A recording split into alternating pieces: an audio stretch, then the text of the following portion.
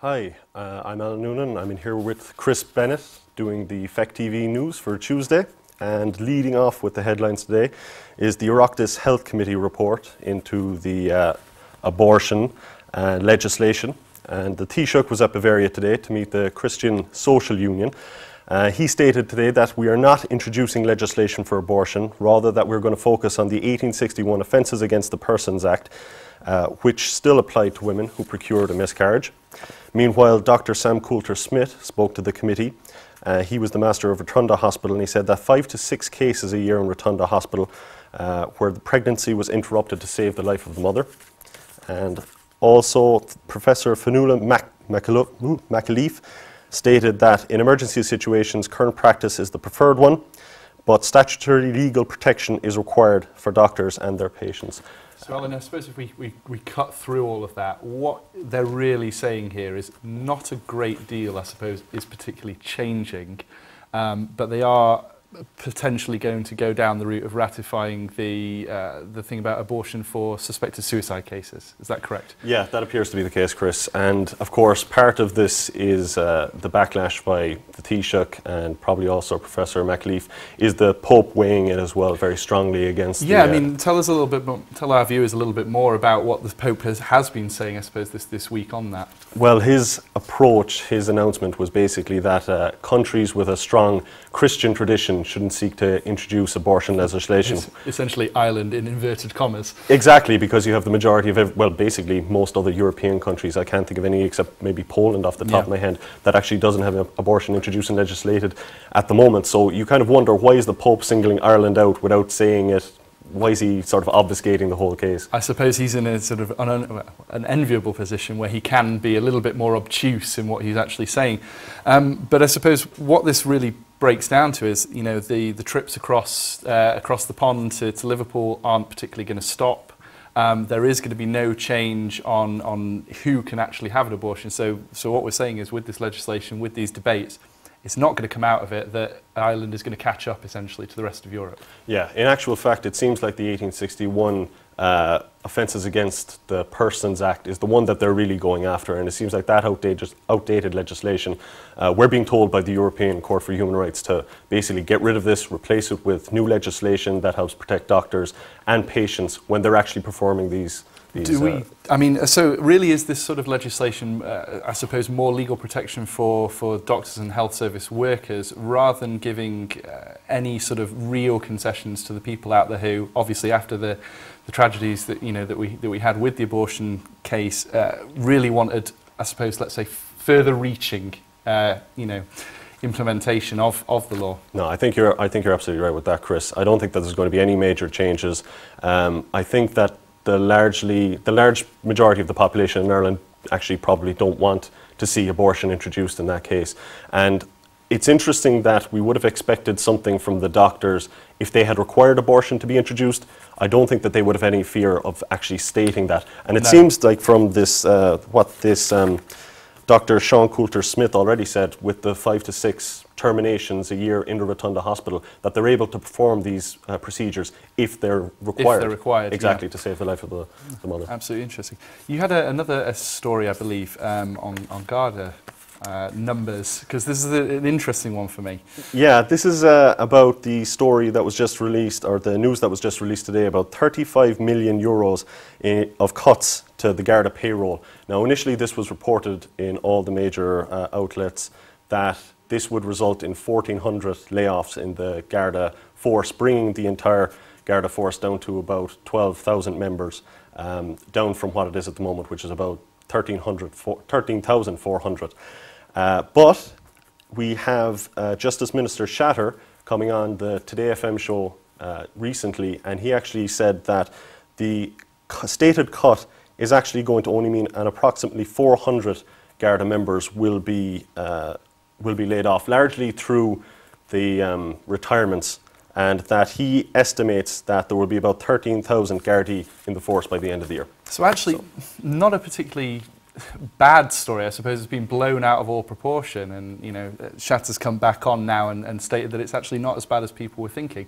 I mean, I suppose the reaction when it was this larger number was quite negative against it, I seem to remember reading. Now I suppose it's come back, it's been reduced probably to a fine and normal state of affairs. I mean, actually, research comes out saying that increased numbers of police on the streets doesn't actually necessarily indicate a reduction in crime or anything of that nature. So really, if this is a money-saving thing that can be done through voluntary retirements, etc., it's possibly not a bad thing that the government have come up with here. Yeah, it's quite interesting. A lot of the cost-saving measures will probably come through the removal of overtime, which the Garda representatives themselves have said they don't want to see, because it means that the Gardaí have to come in themselves into court on their off days. No, of course, nobody wants to get rid of overtime. yeah, well, they're apparently working pretty well with the government. I guess the problem that people have at the moment, and it was a point that Shatter made on the programme, was that while assaults are down and other criminality, other crimes are down, is that burglaries are not seeing a massive reduction, and these are really tying into a lot of the stories we've done recently with the burglary that took place on Christmas Day night inside a church just outside County Limerick near Charleville.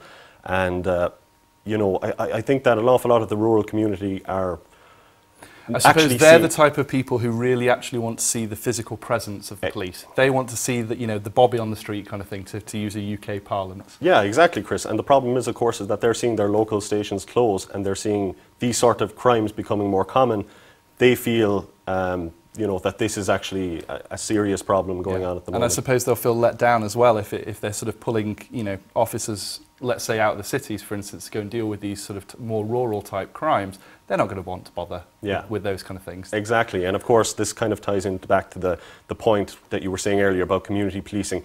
While you might say that the police on the actual streets don't cause a reduction in crime, it definitely helps people's perception of crime. The perception, absolutely. Yeah. And I think there has been a certain loss in rural constituencies of the local guard that actually knows everything that's going on in rural areas. Now, while it isn't such a problem maybe in the cities, where you're always going to have sort of a bit of a to and fro between numbers. The actual community contact probably matters an awful lot more for locals in these communities than... So I suppose really this is one thing where you can say, if you are going to make these cuts, it might actually be better to make them within some of the city areas and spread it out that way rather than take from the rural. We were actually going to move on now. We've got a story about Syria. Now, obviously, the conflict in Syria is continuing unabated, unfortunately. Now, it is now being thought that up to 1 million Syrians are moving close to starvation as we speak. This is due to interference by the Assad regime and, obviously, those rebelling against it, which has disrupted supplies of aid coming in. Fuel shortages are also an incredibly difficult problem that the Syrians are facing at the moment, and the UN World Food Programme is going to hopefully arrange fuel imports into the country to help those in need. Now, this is on top of the fact that we now have 60,000 plus people who have so far died in the conflict, and yet still nothing has been done really on the international stage. That's exactly it, Chris. You have the problem whereby people have the international leaders have let this problem go on, and now we see a situation where 1 million people are facing starvation. It's an absolute disaster there, and really the international community should have stepped up to the plate a long time ago, put pressure on Russia to withdraw its support for Syria. It's a crazy situation. It's an astounding thing as well, though, because it's one of those stories where you see Syria, you saw, I suppose, over the Arab Spring, you saw with Libya, and you've seen obviously again with famines in Africa, with this essentially being tantamount to a famine. You see people's interest in it being incredibly strong for the first few weeks while the violence is plastered out there on the news and they're watching it. But after that point, it sort of wanes away and they're waiting for the next crisis, the next disaster to get into.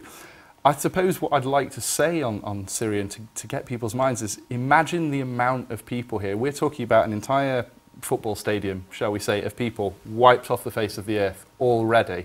We're talking 1 million people now, a huge amount, without food, without fuel, living in conditions of daily battles, daily fighting. Now, I suppose the politicians can do as much as they want to do to, I suppose, realpolitik and the like, and a bit of brinksmanship, that kind of thing. But the problem comes down, it's a human disaster, and something does need to be done. I guess the thing is that we have the comparison with what happened in Libya, and Libya, by contrast, actually worked out relatively well for the Libyan people, despite how difficult the battle was for them to remove the dictator Gaddafi. It seems like Assad has just been sort of, dare I say, the West has sort of left him there because he was always their proxy, and he played by their rules.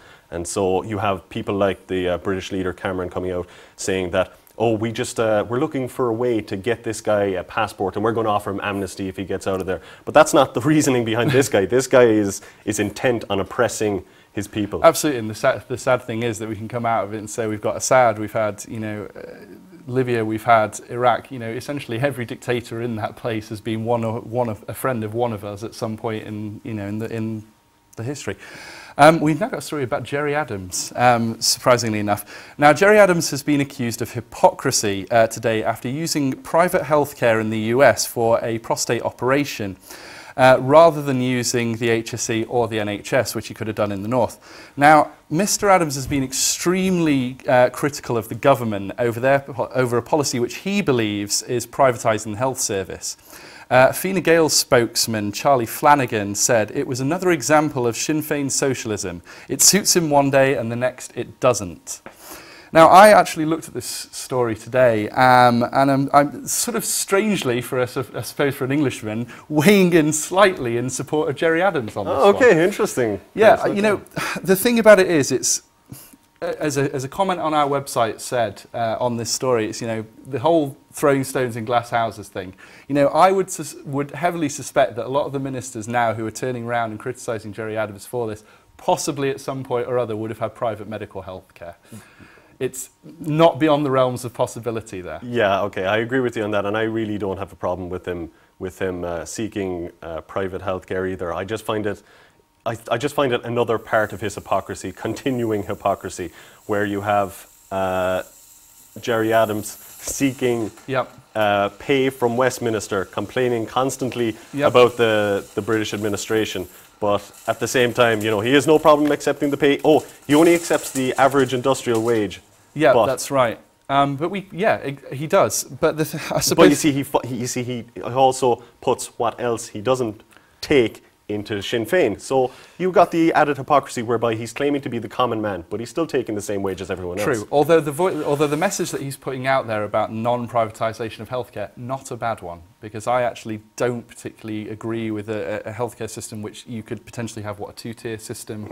As it goes on, you could also have people, essentially shopping around for the type of thing they get. I would rather see that money put back into a better HSE or a better NHS, I suppose. I agree with you on that, Chris. I think you end up with a duplication of systems rather than an improvement of both. So. Absolutely, and this is why, whilst it's very easy and quite amusing to score points, political points on Gerry Adams about this thing, the message that he's actually got is not a bad one. Yeah.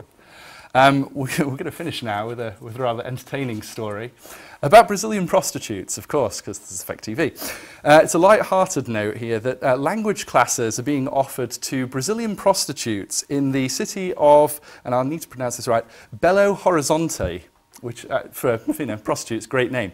It's provided by the city's Association of Prostitutes, the president of which says it will help the girls let clients know the price and find out what turns them on. Now, this is obviously in preparation for the World Cup in 2014 that's going to be happening in Brazil.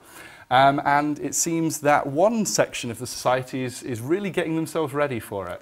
Well, I'm really glad that the Association of Prostitutes is representing prostitutes in Brazil, that they have found representation. Absolutely. I mean, it is. I mean, I will maintain that it is legal over there. So this is prostitution is legal in Brazil. So this is not a bad thing. I mean, frankly, I'm not quite sure how one gets the job of president of the Association of Prostitutes, but it's a pretty good one. I'm sure it's a skills-based, hands-on based interview for that one. But I suppose that was the news. This has been Feck TV. Check us out online and keep enjoying it. Thank you.